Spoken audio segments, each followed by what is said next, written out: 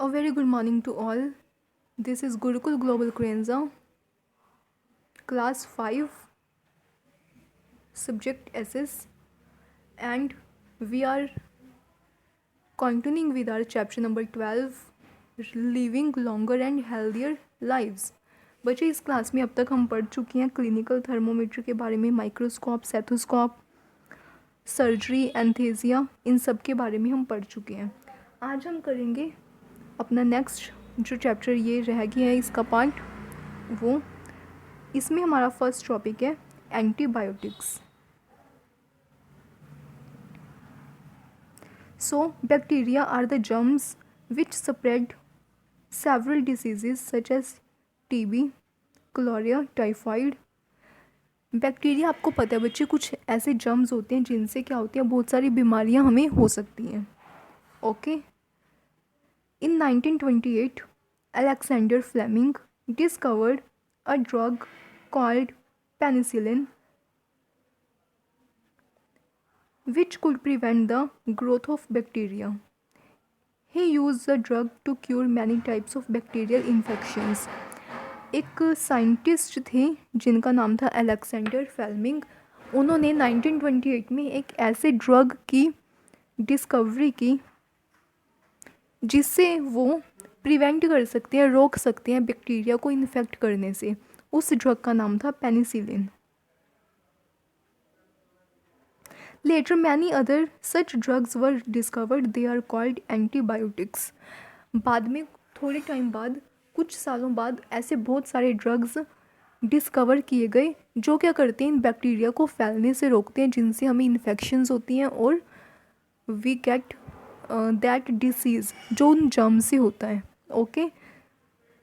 तो इन जो ड्रग्स हैं जिनसे बैक्टीरिया स्प्रेड नहीं होते उनको हम एंटीबायोटिक्स कहते हैं. The discovery of antibiotic was an important milestone in the development of medicine. जो ये एंटीबायोटिक्स हैं इनकी डिस्कवरी मेडिसिन की फील्ड में एक बहुत ही बड़ी डिस्कवरी मानी जाती है, क्योंकि बच्चे इससे क्या होते हैं, जो ये बैक्टीरियाज है ना, मान लीजिए वो अगर मुझे मेरे बॉडी पर कोई किसी जर्म ने अटैक किया है, वो बैक्टीरिया मेरी बॉडी पर आ गया है, तो मैं जिसको भी टच करूँगी वो बैक्टीरिया उनको भी होता जाएगा, उन पर भी वो स्प्रेड होता जाएगा. ठीक है. तो इसको रोकना, इसको स्प्रेड होने से रोकना ज़रूरी होता है. आई होप आपको क्लियरली समझ में आ गया है. तो जो मेडिसिन इनको स्प्रेड होने से रोकती हैं उनको हम एंटीबायोटिक्स कहते हैं. सबसे पहला जो एंटीबायोटिक था वो हमारे पास पेनिसिलिन था. इसके बाद हमने बहुत सारे लेटर एंटीबायोटिक्स को डिस्कवर कर दिया. After that class we have vaccination. Next topic is vaccination. एक बच्चे हमारे पास होती है मेडिसिन, एक होती है हमारे पास वैक्सीन. इन दोनों में डिफरेंस क्या है? Medicine such as antibiotics cure diseases. जब हमें कोई डिसीज़ हो जाते हैं, मान लीजिए मुझे कोई डिसीज़ हो गया, ठीक है, कोई बीमारी हो गई है, तो उस बीमारी के होने के बाद मैं मेडिसिन लूँगी और उस मेडिसिन से मैं ठीक हो जाऊँगी. लेकिन जो वैक्सीन होती है that prevent disease from occurring. Vaccine होती है बच्चे जो हमें पता है कि आसपास के लोगों को ये बीमारी हो रही है, तो हमें एक वैक्सीन दी जाती है ताकि वो डिसीज़ है, जो वो बीमारी है, वो हमें हो ही ना कभी. आपने सुना होगा, आपको जब आप छोटी होती हो स्टार्टिंग में आपको कुछ पोलियो के इंजेक्शंस दिए जाते हैं, लाइक एज, ठीक है, आप, तो वो क्यों दिए जाते हैं? ताकि आपको इन फ्यूचर कभी भी पोलियो ना हो. एक बार आपको इंजेक्शन दिए जाते हैं स्टार्टिंग में. These are the vaccines. Medicine तो आप हमेशा लेते रहते हो. कभी मैं बीमार हो जाती हूँ, कभी कुछ हो जाता है, ठीक है, अलग अलग तरह की डिसीज़ेज़ हमें आती रहती है और उनकी हम मेडिसिन लेते रहते हैं. वैक्सीन वो होती है जो हमें बीमार होने से पहले ही दी जाती है ताकि वो डिसीज़ हमें कभी हो ही ना, क्योंकि उनकी कोई मेडिसिन नहीं है, उनको ठीक करने की कोई मेडिसिन है ही नहीं. If a person is vaccinated against a disease, अगर किसी पर्सन को वो वैक्सीन दे दी जाती है उस डिसीज़ के अगेंस्ट, तो लाइफ में कभी भी उसको वो डिसीज़ नहीं होता, क्योंकि उसकी बॉडी में उस डिसीज़ के अगेंस्ट फ़ाइट करने की, उस डिसीज़ के जो जर्म्स होते हैं उनके अगेंस्ट फ़ाइट करने की एबिलिटी आ जाती है। और जो हमारे बॉडी का इम्यून सिस्टम है वो अपने आप ही, जब हमारी बॉडी में वो जर्म्स आती हैं उनको किल कर देता है। So these are the vaccines. First vaccine to be discovered was the against disease smallpox. Smallpox नाम का एक डिसीज़ था बच्चे, जिसकी कोई मेडिसिन नहीं थी, लेकिन उसकी एक वैक्सीन बनाई गई। पहले यही होता था जिसको स्मॉल पॉक्स हो गया बस उसको तो उसकी डेथ पक्की है, क्योंकि इसकी कोई मेडिसिन नहीं थी। लेकिन एक साइंटिस्ट थे जिन्होंने इसकी वैक्सीन को ढूंढा, और this is the first vaccine जो स्मॉल पॉक्स के लिए बनाई गई थी। कौन थे वो? English doctor Edward Jenner in the 18th century. उन्होंने ऑब्ज़र्व किया कि जो लोग जिनको एक बार लाइफ में काउपॉक्स हो गया, उनको लाइफ में कभी भी स्मॉल पॉक्स नहीं होता। काउपॉक्स और स्मॉल पॉक्स बच्चे ये दोनों डिसीज़ेज़ के नेम हैं। तो उन्होंने ऑब्ज़र्व किया कि अगर मान लीजिए मुझे काउपॉक्स हो गया है तो मुझे लाइफ में कभी भी स्मॉल पॉक्स नहीं होगा, ऐसा उन्होंने ऑब्ज़र्व किया। So he injected cowpox germ into the body of young boy.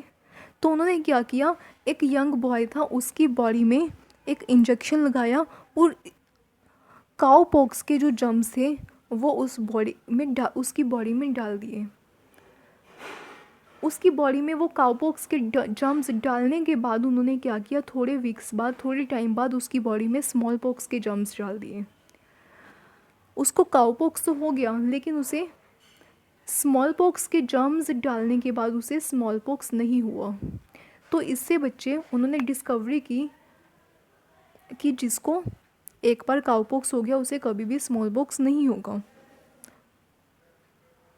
He successfully tried this method on preventing smallpox on other people. उन्होंने इस मेथड को बहुत सारे लोगों पर एक्सपेरिमेंट करके देखा। पहले वो क्या करते थे, काउपॉक्स के जर्म्स उन्होंने डाल दिए, उसके बाद उन्होंने स्मॉल पॉक्स है उसके जर्म्स डाल दिए, तो उनमें से किसी को भी स्मॉल पॉक्स नहीं हुआ। सो बच्चे एक मेथड था कि अगर हमने स्मॉल पॉक्स को होने से रोकना है तो हम क्या करें, सबको काउपॉक्स है जो जर्म उसका इंजेक्शन लगा दें, तो किसी को भी इन फ्यूचर स्मॉल पॉक्स नहीं होगा। ऐसे जो एडवर्ड जेनर थे उन्होंने डिस्कवर किया एक वैक्सीन को, किसके लिए, स्मॉल पॉक्स जर्म के लिए। So today thanks to him smallpox has been removed from the world. एक टाइम था जब हमारे वर्ल्ड में, पूरी दुनिया में बहुत सारे लोग स्मॉल पॉक्स की वजह से उनकी डेथ हो रही थी, लेकिन अब उनकी एक वैक्सीन की वजह से पूरे वर्ल्ड में से स्मॉल पॉक्स ही ख़त्म हो गए हैं। आज किसी को भी स्मॉल पॉक्स नहीं है पूरे वर्ल्ड में। Since this vaccine has been developed against many disease. ऐसे ही आगे चलकर बहुत सारे डिसीज़ के लिए अलग अलग वैक्सीन्स को बनाया गया। कौन कौन से, polio, tuberculosis, hepatitis, Kaloria, tetanus, ये सारी वैक्सीन्स बनाई गई ताकि जो ये डिसीज़ हैं उनको फैलने से रोका जा सके। सो इस वीडियो में बच्चे इतना ही। आगे इसके आपको इस ही चैप्टर का 3rd पार्ट प्रोवाइड किया जाएगा, जिसमें हम कवर करेंगे पास्चराइजेशन और बाकी के हमारे टॉपिक जो चैप्टर में रह गए हैं। All right, so thank you for this. हम दोबारा ज्वाइन करेंगे नेक्स्ट वीडियो में।